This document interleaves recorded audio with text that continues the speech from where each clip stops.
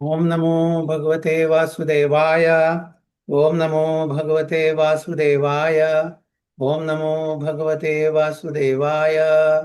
ओम अज्ञानतिमिरान्धस्य ज्ञानाञ्जनशलाकया चक्षुरुन्मिलितं येन तस्मै श्रीगुरुवे नमः। श्रीचैतन्यमनोभीष्टं स्थापितं येन भूतले स्वयं रूप कदा मह्यं ददाति सुपदान्तिकं वन्देऽहं श्रीगुरुं श्रीयुतपदकमलं श्रीगुरुं वैष्णवांश्च श्रीरूपं साग्रजातं सगणरघुनाथान्वितं तं सजीवं साद्वैतं सावधूतं परिजनसहितं कृष्णचैतन्यदेवं श्रीराधा कृष्णपादां सवनललितां काम्विदं च ये कृष्णा करुणा सिन्धो दीनबन्धो जगत्पते गोपेश गोपिकान्द राधाकान्द नमोस्तुते प्राप्त काञ्चन गौराङ्गी राधे वृन्दावनेश्वरी वृषभानुसुते देवी प्रणमामि हरिप्रिये वाञ्छाकल्पतरुभ्यश्च कृपा सिन्धुभ्येव च पतितानां पावनेभ्यो वैष्णवेभ्यो नमो नमः।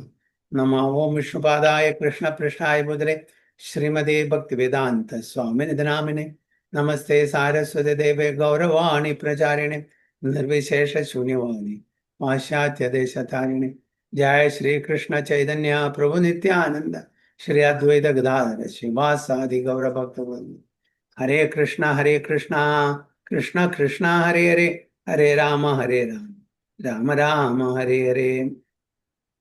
गुरुवे गौरचंद्राय राधिकाय तदालये कृष्णाय कृष्ण भक्ताय तद्भक्ताय नमो नमः। हरे कृष्ണ ഹരി ഓം തത്സത്. അടുത്താഴ്ചയ്ക്ക് ബൈഹാർട്ട് ചെയ്യേണ്ട ശ്ലോകമാണ് 3-14 ഭഗവത്ഗീത ആസ് ഇറ്റ് ഈസ്, 3-ാമത്തെ അധ്യായം 14-ാമത്തെ ശ്ലോകം.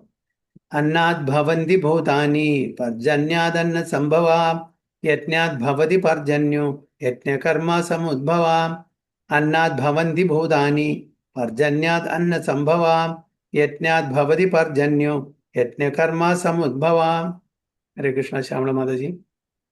ഹരേ കൃഷ്ണ. ഓം നമോ ഭഗവതേ വാസുദേവായ. അന്നാദ് ഭവന്തി ഭൂതാനി പർജന്യാദന്ന സംഭവഃ യജ്ഞാത് ഭവതി സമുദ്ഭവഃ. ഹരേ മാതാജി.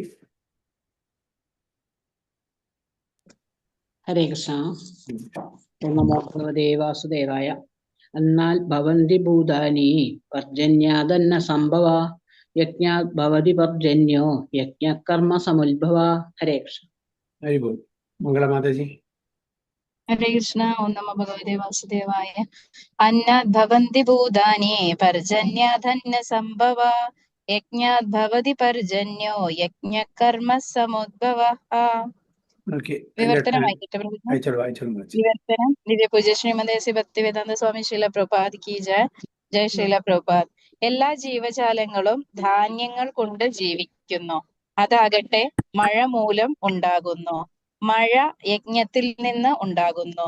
യജ്ഞങ്ങൾ വിധി പ്രകാരമുള്ള കർമ്മങ്ങളിൽ നിന്നും. ഹരേ Krishna. Hare Krishna. Very good. All living bodies subsist on food grains which are produced from rains. Rains are produced by performance of yajna, sacrifice, and yajna is born of responsibilities. എന്താണ് ഇവിടെ പറയുന്നത്? അന്നാദ് ഭവന്തി ഭൂതാനി. അന്നമില്ലാതെ ജീവജാലങ്ങൾക്ക്, എസ്പെഷ്യലി നമുക്ക് മനുഷ്യർക്ക് ജീവിക്കാൻ പറ്റില്ല. ഇവിടെ എന്താണ് പറയുന്നത്? മൃഗങ്ങളുടെ മാംസം, അണ്ഡം ഒന്നും പറഞ്ഞില്ല ഇവിടെ. അന്നമാണ്. എന്താണ് അന്നം? ഗ്രെയിൻസ്. അപ്പോൾ മനുഷ്യരാശിക്ക് എന്താണ് അത്യാവശ്യം? ഫുഡായിട്ട് സബ്സിസ്റ്റ് ചെയ്യാൻ വേണ്ടിയിട്ട്, സർവൈവ് ചെയ്യാൻ വേണ്ടിയിട്ട് എന്താണ്? അന്നം, ഗ്രെയിൻസ് ആണ്. മറ്റുള്ള മൃഗങ്ങളെ ബലിയർപ്പിച്ചിട്ട് അതിൻ്റെ മാംസം കഴിക്കാനൊന്നും പറഞ്ഞിട്ടില്ല ഇപ്പോൾ. അപ്പോൾ അത് തീർച്ചയായിട്ടും അന്നമുണ്ടെങ്കിൽ നമുക്ക് സർവൈവൽ നടക്കാം. അപ്പോൾ ആ അന്നം എങ്ങനെയാണ് വരുന്നത്? പർജന്യാത് അന്ന സംഭവം. മഴയില്ലാതെ ഗ്രെയിൻസ് കിട്ടില്ല, ധാന്യങ്ങൾ കിട്ടില്ല. അപ്പോൾ തീർച്ചയായിട്ടും മഴ വേണമെങ്കിൽ എന്ത് ചെയ്യണം? യജ്ഞാ ഭവതി പർജന്യം. യജ്ഞങ്ങൾ ചെയ്യണം. അതായത് ഓരോ ഡിപ്പാർട്ട്മെന്റും ഭഗവാൻ തന്നെ തൻ്റെ കോൺഫിഡൻഷ്യൽ അസോസിയേറ്റ്സിന് കൊടുത്തിട്ടുണ്ട്, തൻ്റെ എംപവേർഡ് റെപ്രസെൻറ്റേറ്റീവ്സിന് കൊടുത്തിട്ടുണ്ട്. ഭഗവാൻ ഒരു കമ്പനി തുറന്നിട്ടുണ്ടെങ്കിൽ ഭഗവാൻ അതിൻ്റെ പ്രൊപ്പറേറ്ററാണ്. ആ ഭഗവാൻ തൻ്റെ കോൺഫിഡൻഷ്യൽ ആയിട്ടുള്ള ആൾക്കാർക്ക് ഓരോ ഡിപ്പാർട്ട്മെന്റ്, റെയിൻ ഡിപ്പാർട്ട്മെന്റ്, ഓക്കെ, അതേപോലെ fire department, okay, education department, HR department, audit department, accounts department, എല്ലാം അങ്ങനെ ഡിഫറെൻറ്റ് ഡിപ്പാർട്ട്മെന്റിൽ ഓരോരുത്തരെ വെച്ചിട്ടുണ്ട്, തൻ്റെ വേണ്ടപ്പെട്ട ആൾക്കാർ. അപ്പോൾ നമുക്ക് മഴ കിട്ടണമെങ്കിൽ അതിൻ്റെതായിട്ടുള്ള ആ ദേവതയെ ഉപാസിക്കണം. അതാണ് കർമ്മകാണ്ഡത്തിൽ പറഞ്ഞിരിക്കുന്നതാണ് കേട്ടോ. കാരണം നമ്മൾ കർമ്മികൾ, അതായത് നമുക്ക് ഭൗതിക തലത്തിലുള്ള സാധനങ്ങൾ വേണമെന്നുണ്ടെങ്കിൽ അതിൻ്റെ ആ റൂൾ പ്രകാരം പോയാൽ മതി. അപ്പോൾ മഴ വേണമെങ്കിൽ അതിൻ്റെ ദേവതയെ ഉപാസിക്കണം. ഓക്കെ. പർജന്യാത് അന്നസംഭവ യജ്ഞാത് ഭവതി പർജന്യം. ആ യജ്ഞം കൊണ്ട് നമുക്ക് ആ ദേവതയെ തൃപ്തിപ്പെടുത്തി നമുക്ക് മഴ കിട്ടും. മഴ കിട്ടിയാൽ എന്താണ്? തീർച്ചയായിട്ടും നമുക്ക് ധാന്യം കിട്ടും. മഴയില്ലാതെ ധാന്യം കിട്ടില്ല. ആ യജ്ഞം എവിടുന്നാ വരുന്നത്? യജ്ഞകർമ്മ സമുദ്ഭ. നമ്മളുടെ കർമ്മം, ഒക്യുപ്പേഷണൽ ഡ്യൂട്ടീസ്, ഓക്കെ, അത് നമ്മളുടെ യജ്ഞത്തെ ചെയ്യിക്കുന്നു. നമ്മളുടെ കർമ്മമാണ് നമ്മളുടെ ഗുണത്തിൻ്റെ, നമ്മളുടെ വർണ്ണത്തിൻ്റെയും ആശ്രമത്തിൻ്റെയും അടിസ്ഥാനത്തിൽ ഓരോ കർമ്മം ചെയ്യുന്നത്. അതിൽ യജ്ഞകർമ്മം വരും. ദേവന്മാരെ പ്രീതിപ്പെടുത്തുക, എന്നാൽ മഴ കിട്ടുന്നു. മഴ കിട്ടിയാൽ നമുക്ക് ധാന്യം കിട്ടുന്നു. ധാന്യം കിട്ടിയാൽ നമുക്ക് ജീവിക്കാൻ പറ്റുന്നു. അപ്പോൾ ഇതാണ് അതിൻ്റെ ഫോർമുല. ഇതാണ് പറയുന്നത്, എല്ലാവർക്കും ജീവിക്കണമെങ്കിൽ ഫുഡ് ഗ്രേസ് വേണം, ധാന്യങ്ങൾ വേണം. അത് വേണമെന്നുണ്ടെങ്കിൽ മഴ വേണം. മഴ വേണമെന്നുണ്ടെങ്കിൽ യജ്ഞങ്ങൾ ചെയ്യണം. യജ്ഞം എന്താണ്? നമ്മളുടെ പ്രിസ്ക്രൈബ് ഡ്യൂട്ടിയാണ്. മനുഷ്യരായിട്ട് ജനിച്ചാൽ നമ്മളുടെ കർത്തവ്യമാണ് യജ്ഞങ്ങൾ ചെയ്യുക. അത് ദേവീദേവന്മാരെ പ്രീതിപ്പെടുത്താനും ശരി, അല്ലെങ്കിൽ സ്വയം ഭഗവാനെ പ്രീതി, നമ്മൾ യജ്ഞം ചെയ്തേ പറ്റൂ. യജ്ഞം ചെയ്യണം, എന്നാലേ അത് നടക്കുള്ളൂ. അപ്പൊ അതാണ് പറയുന്നത്. ക്ലിയർ അല്ലേ?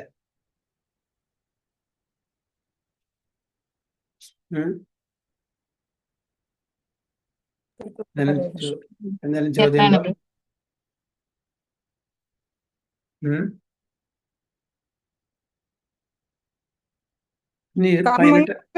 പ്രഭു ഹരേ കൃഷ്ണ. കർമ്മങ്ങളൊന്നും നമ്മള് ഇപ്പൊ ഒന്നും ചെയ്യാണ്ടിരിക്കണമെന്ന് പറഞ്ഞില്ലേ നേരത്തെ?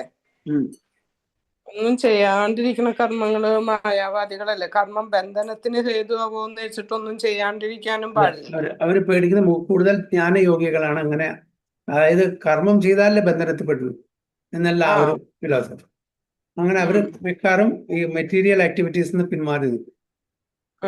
പക്ഷെ കർമ്മം നമ്മൾ സട്ടിൽ ഫോമിൽ നമ്മൾ ക്രിയേറ്റ് ചെയ്യുന്നുണ്ടെന്ന് അവർക്ക് അറിയുന്നില്ല. എങ്ങനെയാണ് സട്ടിൽ ഫോമിൽ നമ്മൾ കർമ്മം ക്രിയേറ്റ് ചെയ്യുക? മനസ്സിൽ പല ചിന്തകളും വരും. ആ മനസ്സിലെ ചിന്തകളാണ് പിന്നീട് അത് കർമ്മമായിട്ട് തീരുന്നത്. അപ്പൊ നമ്മൾ വെറുതെ ഇരുന്നിട്ട് കാര്യമില്ല. നമ്മളുടെ ആ മനസ്സിനെ, നമ്മളുടെ മറ്റുള്ള ഫാക്കൽറ്റീസിനെ നല്ല പോസിറ്റീവ് കർമ്മങ്ങളിൽ ഏർപ്പെട്ടാലേ നമ്മൾ നെഗറ്റീവ് കർമ്മം നിന്ന് പിന്മാറുള്ളൂ. അപ്പൊ വെറുതെ ഇരിക്കുമ്പോൾ, അതായത് idle mind is devils workshop എന്ന് പറയും. അതായത് വെറുതെ ഇരിക്കുന്ന മനസ്സ് ശൈത്താന്റെ ഫാക്ടറി പോലെയാണ്.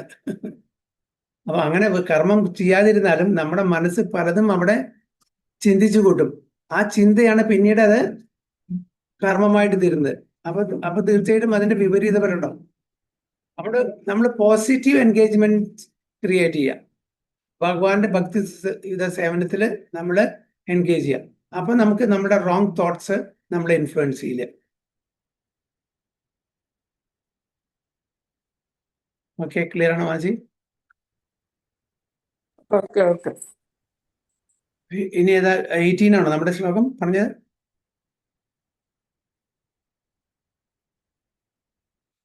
മംഗളമാതാജി 18 ആണ് പ്രഭുജി. 6.8. ഭഗവത്ഗീത ആസിറ്റീസ് 6-ാമത്തെ അധ്യായം 18-ാമത്തെ ശ്ലോകം. യഥാ വിനിയതം ചിത്തം ആത്മന്യേവാവ തിഷ്ഠതേ നിഷ്പൃഹ സർവകാമേഭ്യോ യുക്ത ഇതി ഉച്യതേ തദാ. യഥാ വിനിയതം ചിത്തം ആത്മന്യേവാവതിഷ്ഠതേ നിഷ്പൃഹ സർവകാമേഭ്യോ യുക്ത ഇതി ഉച്യതേ തദാ. ഹരേ കൃഷ്ണ. ശ്യാമള മാതാജി.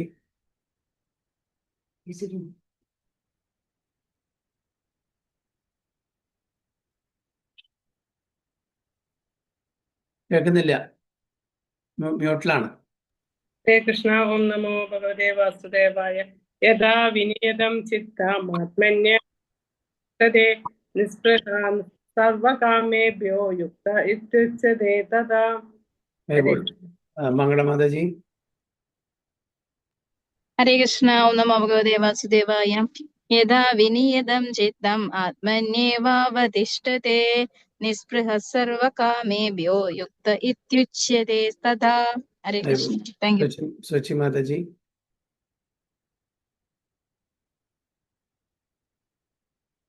മ്യൂട്ടിലാണ്. ഹരേ കൃഷ്ണ. ഹരേ കൃഷ്ണ.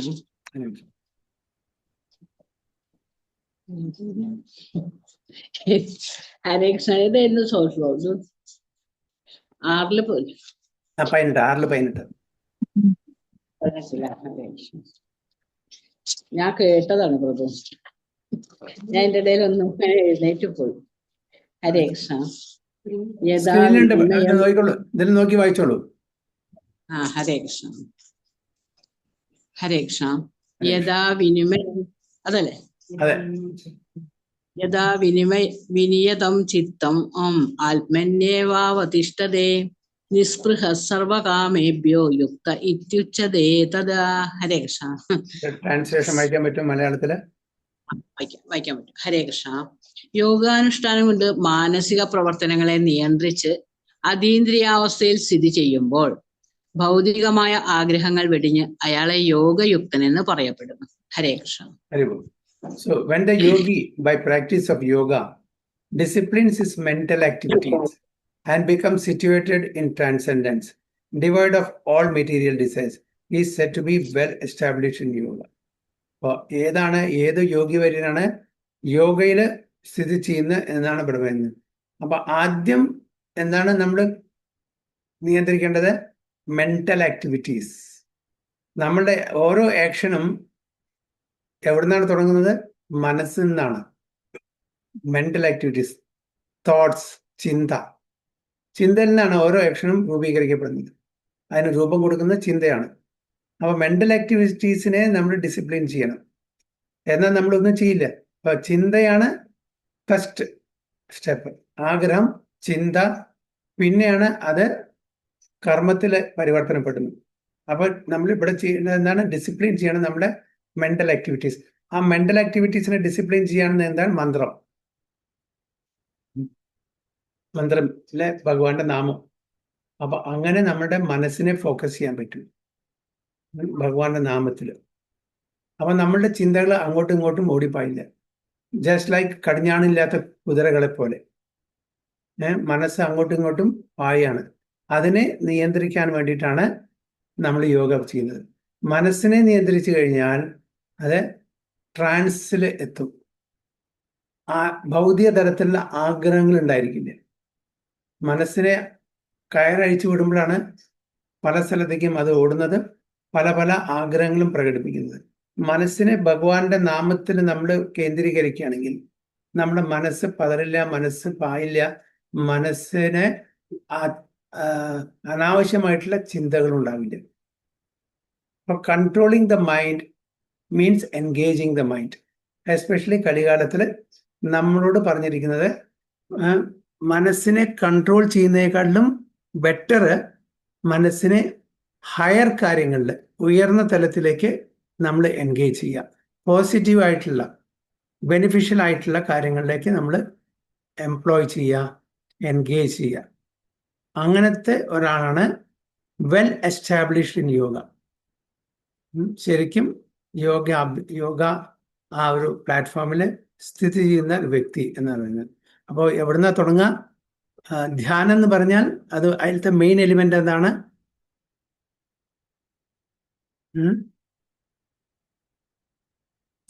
മെയിൻ എന്താണ് ധ്യാനത്തിലെ മെയിൻ എലിമെന്റ് എന്താണ്?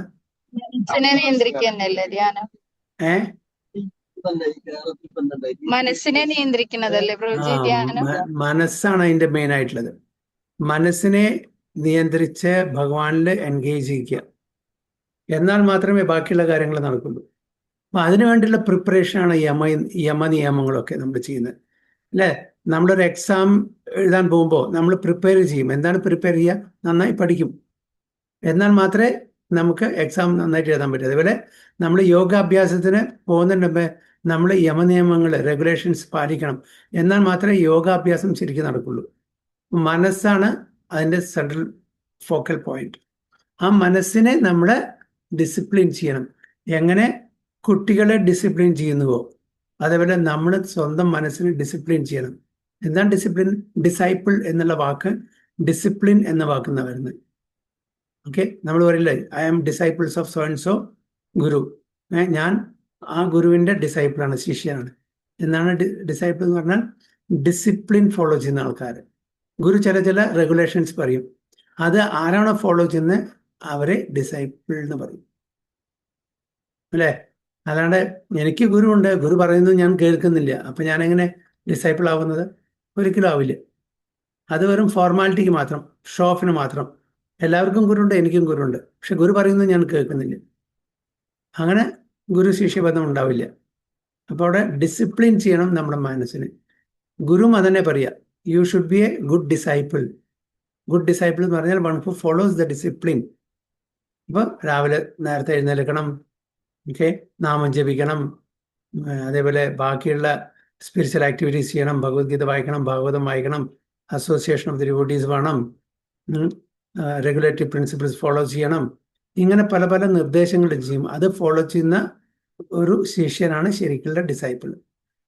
അപ്പൊ ഇവിടെ യോഗാഭ്യാസത്തിന് നമ്മളുടെ മനസ്സിനെ നിയന്ത്രിക്കാനാണ് പറയുന്നത്. അങ്ങനെ ഏതൊരു വ്യക്തിയാണോ മനസ്സിനെ നിയന്ത്രിച്ച് പോസിറ്റീവായിട്ടുള്ള ആക്ടിവിറ്റീസിൽ നമ്മൾ ഏർപ്പെടുത്തുന്നത്, കൃഷ്ണ, ആ ഒരു വ്യക്തിയാണ് എവിടെയെത്തുന്നത്? ട്രാൻസിലെത്തുന്നത്. ആ ഒരു വ്യക്തിയാണ് ഇവിടെ പറയുന്നത് well establish in yoga. Yoga പ്ലാറ്റ്ഫോമിൽ ശരിക്കും സ്ഥിതി ചെയ്യുന്ന ഒരു വ്യക്തി എന്നാണ് പറയുന്നത്. So the activities of the yogi are distinguished from those of an ordinary person by its characteristic cessation from all kinds of material desires, of which sex is the chief. അപ്പോൾ ഒരു യോഗിയുടെ ആക്ടിവിറ്റീസ് പറഞ്ഞാൽ സാധാരണ ഒരു വ്യക്തിയിൽ നിന്നും വ്യത്യസ്തമായിട്ടുള്ളതാണ്. എന്താണ് പറയുന്നത്? Cessation from all kinds of material desires. അതായത് നിർത്തണം, എല്ലാ തരത്തിലുള്ള ഭൗതിക തലത്തിലുള്ള ആഗ്രഹങ്ങളും നമ്മൾ നിർത്തണം.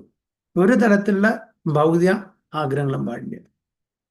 നേരത്തെ നമ്മൾ ശ്ലോകത്തിൽ പഠിച്ചു. എന്താണ് പറഞ്ഞത്? എന്താണ് ശ്ലോകം? നമ്മൾ കഴിഞ്ഞ ആഴ്ച വൈഹാട്ട് ചെയ്ത ശ്ലോകത്തിൽ എന്താ പറഞ്ഞത്? ലോകോയം കർമ്മബന്ധന, അല്ലേ? യജ്ഞാർത്ഥാത് കർമ്മണോന്യത്ര ലോകോയം കർമ്മബന്ധന. നമ്മളെ ബന്ധിപ്പിക്കും. മെറ്റീരിയൽ ഡിസൈൻസ് ഉണ്ടെങ്കിൽ, ഭൗതിക തലത്തിൽ ആഗ്രഹം ഉണ്ടെങ്കിൽ നമ്മളെ ഇവിടെ ബന്ധിപ്പിക്കും. അപ്പൊ അതിന്ന് സെസേഷൻ വേണം. അതായത് അങ്ങനത്തെ കാര്യങ്ങളെല്ലാം, ഭൗതിക തലത്തിലുള്ള കാര്യങ്ങളെല്ലാം നമ്മൾ നിർത്തിവെക്കണം. അത് നമ്മളെ ഇവിടെ ബന്ധിപ്പിക്കുകയുള്ളൂ.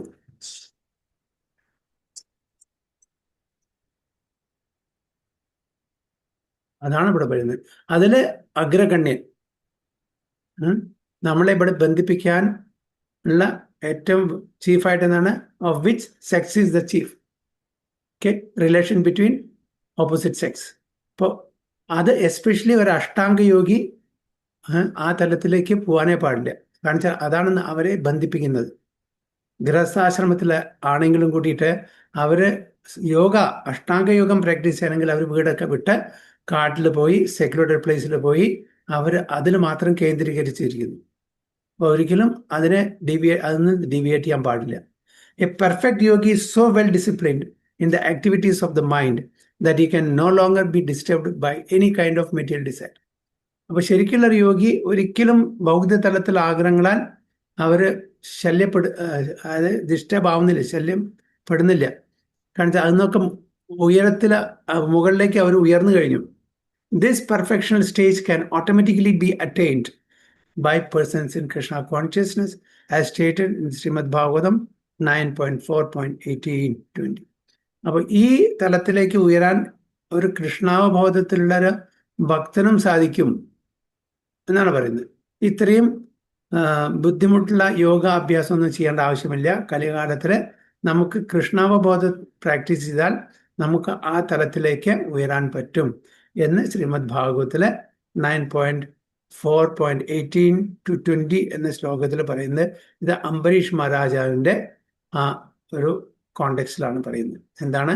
സവൈമന കൃഷ്ണ പാദാരവിന്ദയോർ പദാരവിന്ദയോർ വാചാംസി വൈകുണ്ഠ ഗുണാനുവർണ്ണനെ കരോ ഹരേർമന്ദിര മാർജനാദിഷു ശ്രുതിം ചക്രാച്യുത സത്കഥോദയേ മുകുന്ദ ലിംഗാലയ ദർശനേദൃശോ തദ്ഭൃത്യ ഗാത്ര സ്പർശയംഗ സംഗമം ഘ്രാണം ച തത്പാദ സരോജ സൗരഭേ ശ്രീമത് തുളസ്യ രസനാം തദ് അർപ്പിതേ പാദോ ഹരേ ക്ഷേത്ര പാദാനുസ്പർശ സർപ്പനെ ശിരോ ഹൃഷികേശ പാദാഭിവന്ദനെ കാമം ച ദാസ്യം ന തു കാമകാമ്യയ യഥോത്തമ ശ്ലോക ജനാശ്രയാരഥി എന്നാണ് അംബരീഷ് മഹാരാജ് പറയുന്നത്. King Ambareesh first of all engage his mind on the lotus feet of Lord Krishna. Then one after another he engaged his words in describing the transcendental qualities of Lord.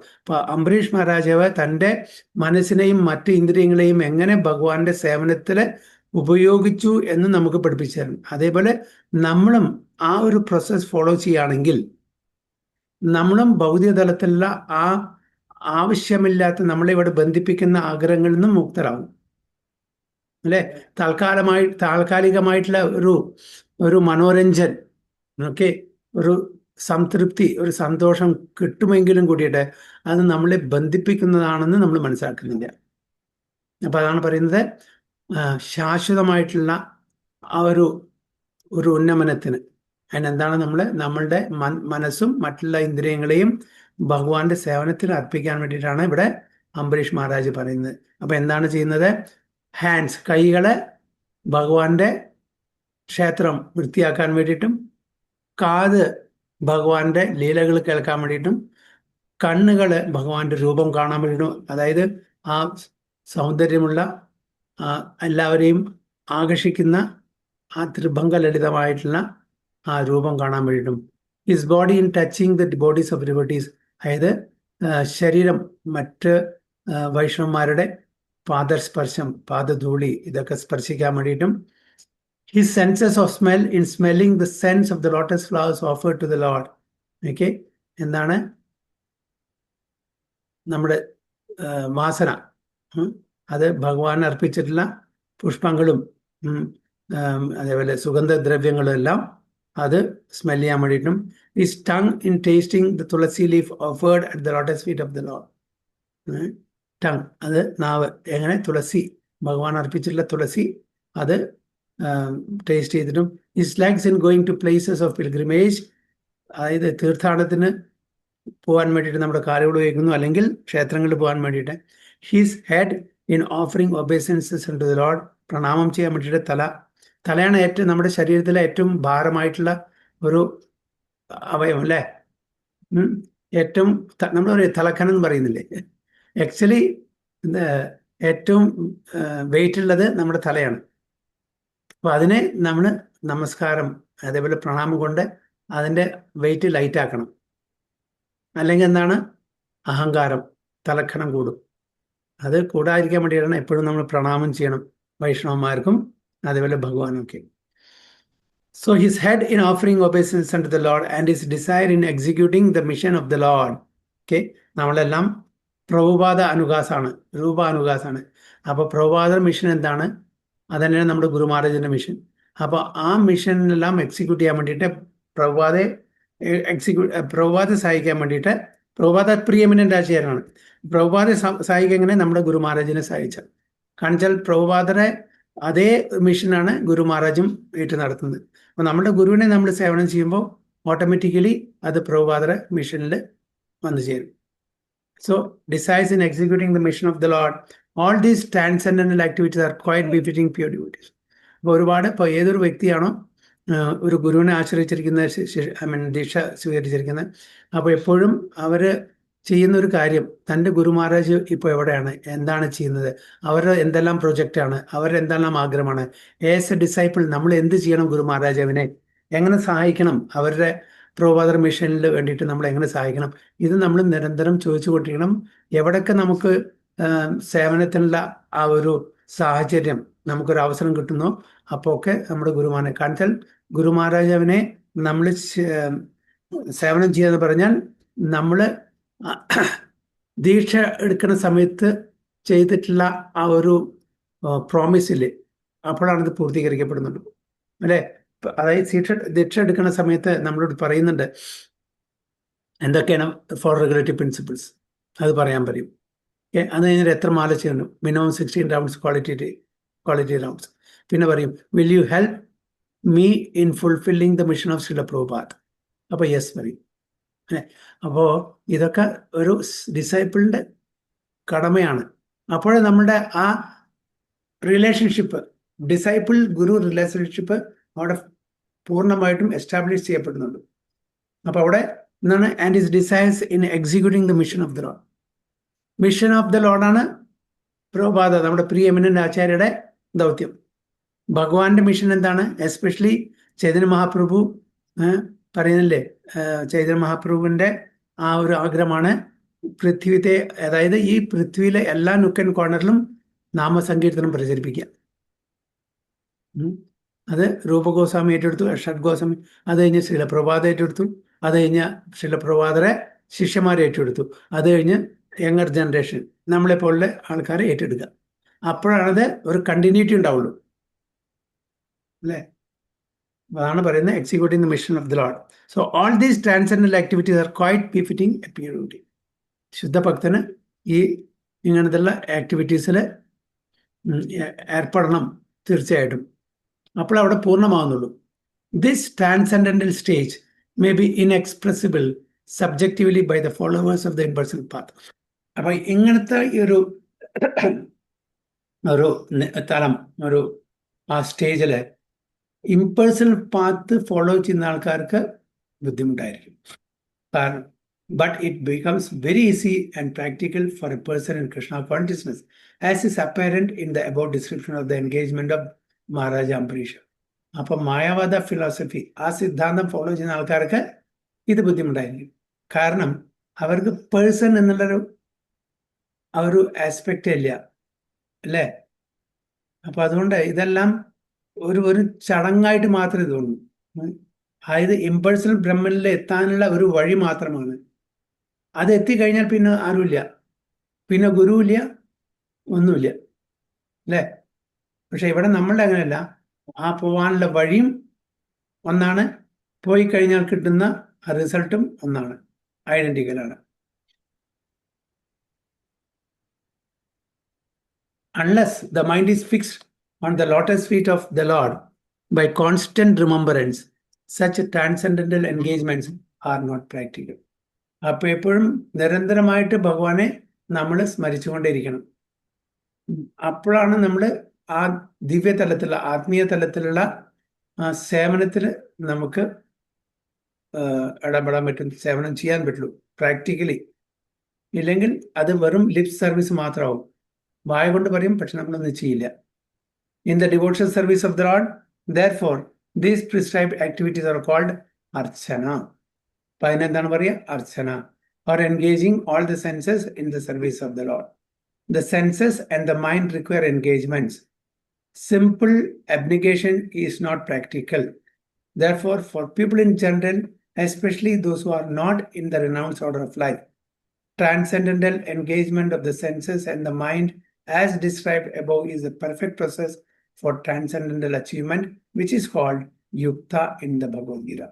അപ്പോൾ റിനൗൺസ് ഓർഡർ ഓഫ് ലൈഫ്, റിനൗൺസിയൻ്റ് അല്ലാത്ത ആൾക്കാർക്ക് തീർച്ചയായിട്ടും ഈ പറഞ്ഞ അംബരീഷ് മഹാരാജാവിൻ്റെ ഈ process work ചെയ്യും. അവർക്ക് മറ്റേ റിനൗൺസിയൻ്റെതിന് ആവശ്യമില്ല, കാരണം വെച്ചാൽ 24 മണിക്കൂറും കൃഷ്ണ കോൺഷ്യസ് ആണ്. നമ്മളിപ്പോൾ ഉള്ള അങ്ങനെയല്ല. നമ്മൾ ഗൃഹസ്ഥാശ്രമത്തിൽ പല ഭൗതിക തലത്തിലുള്ള കാര്യങ്ങളും ഏർപ്പെട്ടുകൊണ്ടിരിക്കുന്ന സമയത്ത് ഭഗവാന്റെ കാര്യങ്ങളിൽ ഏർപ്പെടുന്നത് വളരെ കുറവാണ്. അതുകൊണ്ട് അതിൽ ശ്രദ്ധ ചെലുത്തണമെന്നുണ്ടെങ്കിൽ നമ്മളുടെ ഇന്ദ്രിയങ്ങളെയും നമ്മളുടെ മറ്റുള്ള ബോഡ്ലി പാർട്സിനെയും ഭഗവാന്റെ സേവനത്തിൽ നേരത്തെ പറഞ്ഞ പ്രകാരം നമ്മൾ ഏർപ്പെടുത്തിയാൽ മാത്രമാണ് നമ്മൾ ഭഗവത്ഗീതയിൽ പറയുന്നിട്ടുള്ള ആ യുക്ത എന്നുള്ള സ്റ്റേജിലേക്ക് എത്തുള്ളൂ. യുക്ത വൈരാഗ്യം, അതാണ് ഇവിടെ ഈ ശ്ലോകത്തിൽ പറയുന്നത്. എന്തെങ്കിലും ഇതിൽ ചോദ്യം ഉണ്ടോ? അതോ അപ്പൊ കൃഷ്ണാവബോധത്തില് മറ്റേ ധ്യാനത്തിലും തമ്മിൽ മറ്റേതെന്ന് വെച്ചാൽ എല്ലാം ഉപേക്ഷിച്ചിട്ട് ഒറ്റയടിക്ക് പോണം. ആദ്യമേ എല്ലാം, പക്ഷെ കൃഷ്ണാവബോധത്തില് പ്രാക്ടീസ് ചെയ്തിട്ട് പതുക്കെയല്ലേ നമ്മുടെ ആഗ്രഹങ്ങളൊക്കെ പോയിട്ട് നമ്മളിപ്പോ ഭഗവാന് ഓഫർ ചെയ്യുന്നുണ്ടെങ്കിലും കൂടിയിട്ട് അത് പൂർണ്ണമായിട്ടുള്ള ഒരു സമർപ്പണത്തോട് കൂടിയിട്ടല്ലല്ലോ, നമ്മൾക്ക് ആഗ്രഹങ്ങൾ അപ്പോഴും ഉണ്ടല്ലോ. അല്ല, ഇപ്പൊ നമ്മളിപ്പോ ഞാൻ നേരത്തെ മുമ്പ് ക്ലാസ്സിൽ പറഞ്ഞ പോലെ ഒരു കുട്ടി KG ക്ലാസ്സിൽ പഠിക്കുമ്പോൾ ആദ്യം ABCD എഴുതി പഠിക്കും, പിന്നെ വാക്കുകൾ പഠിക്കും, പിന്നെ സെന്റൻസസ് പഠിക്കും, അല്ലേ? പിന്നെ പാരഗ്രാഫ് പഠിക്കും, പിന്നെ പൂർണ്ണ പുസ്തകം പഠിക്കും. അപ്പോൾ സ്ലോലി ആൻഡ് ഗ്രാജുവലി. അതേപോലെ തന്നെ പക്ഷെ എന്നും നമ്മൾ KG ക്ലാസ്സിൽ ഇരിക്കാൻ പാടില്ല. 10 കൊല്ലം മുമ്പ് KG ക്ലാസ്സിൽ ഇപ്പോഴും KG ക്ലാസ്സിൽ പറഞ്ഞാൽ ശരിയാവില്ല. ദർ ഷുഡ് ബി പ്രോഗ്രസ് വേണം. പ്രോഗ്രസ് വേണമെങ്കിൽ നമ്മൾക്ക് അതിനുള്ള എഫേർട്ട് ഇടണം. പറയാൻ ഞാൻ എന്നും KG ക്ലാസ്സിലേക്ക് പറഞ്ഞ കാര്യം നടക്കും. അപ്പൊ അവിടെ പ്രൊമോഷൻ വേണം, 1ലേക്ക് 2ലേക്ക് അങ്ങനെ പോയിക്കൊണ്ടിരിക്കണം. അപ്പൊ നമ്മൾ എപ്പോഴും തുടക്കക്കാരാന്ന് പറഞ്ഞിരുന്നാൽ കാര്യം നടക്കില്ല. അപ്പൊ ഇന്നുവരെ വന്ന ആൾക്കാരെ, 2 മാസം മുമ്പ് വന്ന ആൾക്കാരെ, 6 മാസം മുമ്പ് വന്ന ആൾക്കാരെ, 1 കൊല്ലം മുമ്പ് വന്ന ആൾക്കാരെ, അതിൽ വ്യത്യാസം കാണണം. കുറച്ചൊരു ഇമ്പ്രൂവ്മെന്റ് ഉണ്ടാവും. ഇമ്പ്രൂവ്മെന്റ് ഇല്ലെങ്കിൽ സംതിങ് ഇസ് സംവെയർ റോങ്. എന്തോ കുഴപ്പമുണ്ട് നമുക്ക്. അപ്പോൾ സ്ലോ ആൻഡ് ഗ്രാജുവൽ. ഓവർനൈറ്റ് കൊണ്ട് ഒരു രാത്രി കൊണ്ട് നമ്മൾ ശുദ്ധഭക്തനാവില്ല, തീർച്ചയാണ്. പക്ഷെ അങ്ങനെ ആവുന്ന ആൾക്കാരുണ്ടാവും. അത്രയ്ക്കും സുഹൃതി അവർ കൊടുക്കുന്നുണ്ടാവും. നമ്മൾക്ക് ആ സുഹൃതി ചിലപ്പോൾ ഉണ്ടായിരിക്കില്ല. അതുകൊണ്ട് ചില ആൾക്കാർക്ക് ഒരു ദിവസം എടുക്കുന്നു, ചിലർക്ക് നമുക്ക് 1 മാസം എടുക്കും, ചില ആൾക്കാർക്ക് 1 മാസം എടുക്കുന്നു, നമുക്ക് 1 കൊല്ലം എടുക്കുന്നതായിരിക്കും. പക്ഷെ എങ്കിലും ദർ ഷുഡ് ബി ഇംപ്രൂവ്മെന്റ്. നമ്മളെ അവിടെ സ്റ്റാഗ്നന്റ് ആവാൻ പാടില്ല, അല്ലെങ്കിൽ തിരിച്ചു നടക്കാൻ പാടില്ല. അറ്റ്ലീസ്റ്റ് ഒരു സ്റ്റെപ്പ്, 1 മാസത്തിൽ 1 സ്റ്റെപ്പ് മുമ്പിലോട്ട്, 2 മാസം മുമ്പ് 2 സ്റ്റെപ്പ്, അങ്ങനെ ആ ഒരു പ്രോഗ്രസ് നമ്മൾ തീർച്ചയായിട്ടും അത് കണക്കാക്കണം. അതില്ലേ നടക്കുന്നില്ലേ? അത് നടക്കുന്നില്ലെങ്കിൽ എന്തോ എനിക്ക് കുഴപ്പമുണ്ട്, എൻ്റെ പ്രാക്ടീസിൽ എന്തോ പ്രശ്നമുണ്ടെന്ന് മനസ്സിലാക്കണം. ഇത് ചേർന്ന സമയത്ത് എൻ്റെ ദേഷ്യം എങ്ങനെയായിരുന്നു, ഇപ്പൊ ഞാൻ എങ്ങനെ എൻ്റെ ദേഷ്യം കൺട്രോൾ ചെയ്യാൻ പറ്റുന്നുണ്ടോ? എൻ്റെ ഹ്യൂമിലിറ്റി എങ്ങനെയായിരുന്നു എന്ന് ഇപ്പൊ എങ്ങനെയുണ്ട്? എൻ്റെ ഭൗതിക തലത്തിലുള്ള ആഗ്രഹങ്ങളുടെ അറ്റാച്ച്മെന്റ് എങ്ങനെയായിരുന്നു, ഇപ്പൊ എങ്ങനെ? ഇതെല്ലാം നമ്മൾ ഇൻട്രോസ്പെക്ട് ചെയ്യണം. അപ്പോഴേ നമ്മളുടെ വളർച്ച, ഇമ്പ്രൂവ്മെന്റ് നമ്മൾ മനസ്സിലാക്കുള്ളൂ. അപ്പൊ അതുകൊണ്ട് നമ്മൾക്ക് ഇത് സമയമെടുക്കുന്നു പറഞ്ഞിട്ട് അതിനൊരു സമയം എടുത്തോട്ടെ, ഇല്ലാന്ന് പറയില്ല. ഓരോരുത്തരും വ്യത്യസ്തമായിട്ടുള്ള ഗുണങ്ങൾ കൊടുത്തിട്ട് ആൾക്കാരാണ്. ചില ആൾക്കാർ 1 ദിവസം പഠിക്കുന്നത്, ചില ആൾക്കാർ 1 മാസം പഠിക്കാറുണ്ട്, 1 മാസം എടുക്കുന്നത്, 1 കൊല്ലം എടുക്കും. പക്ഷേ improvement should be there. Stagnant ആവാൻ പാടില്ല. ആൻഡ് തുടക്കത്തിലുള്ള എൻത്യൂസിയാസം നമുക്കിപ്പോൾ ഉണ്ടോ? എന്തുകൊണ്ട് ഇല്ലെങ്കിൽ അത് അതിനേക്കാളും കൂടുതലുണ്ടോ? അത് അതിനേക്കാളും കുറവാണോ?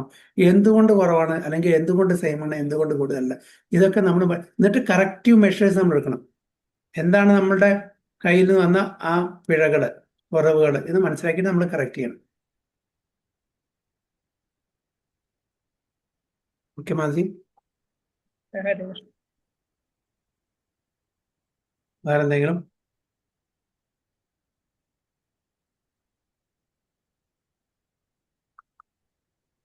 ഓക്കെ, ഒരു ശ്ലോകം എടുക്കാം. ഒരു ശ്ലോകം കൂടി അത് കുറച്ചല്ലോ എടുക്കാം. ഓക്കെ.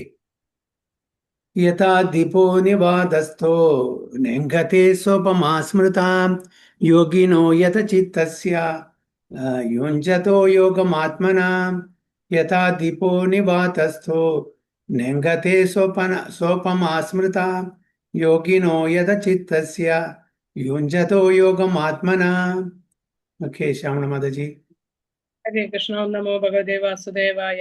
യഥാ ദീപോ നിവാതസ്ഥോ നെംഗതേ സോപമാ സ്മൃതാ യോഗിനോ യഥ ചിത്തസ്യ യുഞ്ജതോ യോഗമാത്മനഃ. മംഗളമാതാജി. ഹരേ കൃഷ്ണ. പ്രജി കേൾക്കണ്ടോ? കേൾക്കണ്ടല്ലോ.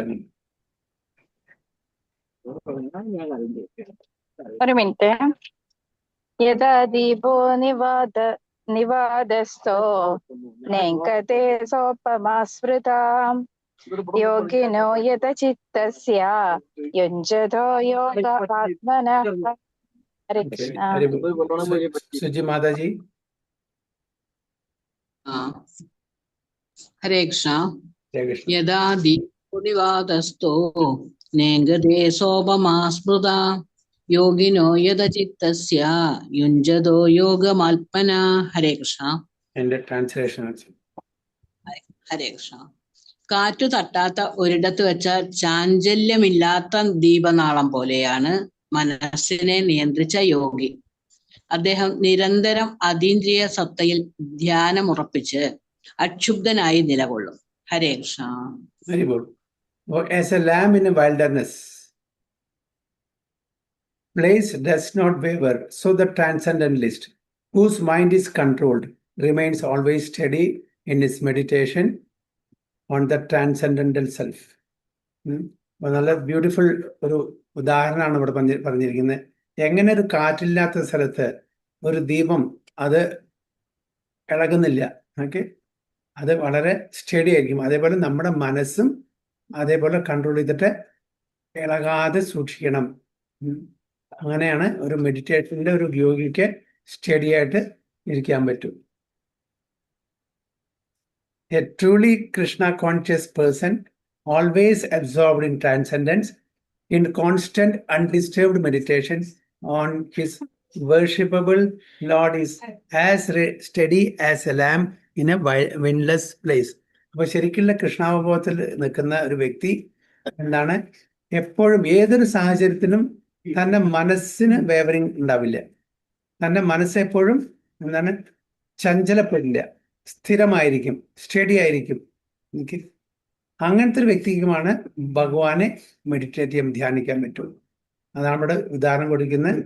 Is as steady as a lamp in a windless place. കാറ്റില്ലാത്ത സ്ഥലത്തുള്ള ഒരു ദീപനാളത്തെ പോലെ ആയിരിക്കും ഒരു യോഗിയുടെ മനസ്സ്. അചഞ്ചലമായി, സ്ഥിരമായി, സ്റ്റഡിയായി, കൺട്രോളായി നിൽക്കുന്ന ആ മനസ്സാണ് ഒരു യോഗിക്ക് വേണ്ടത്.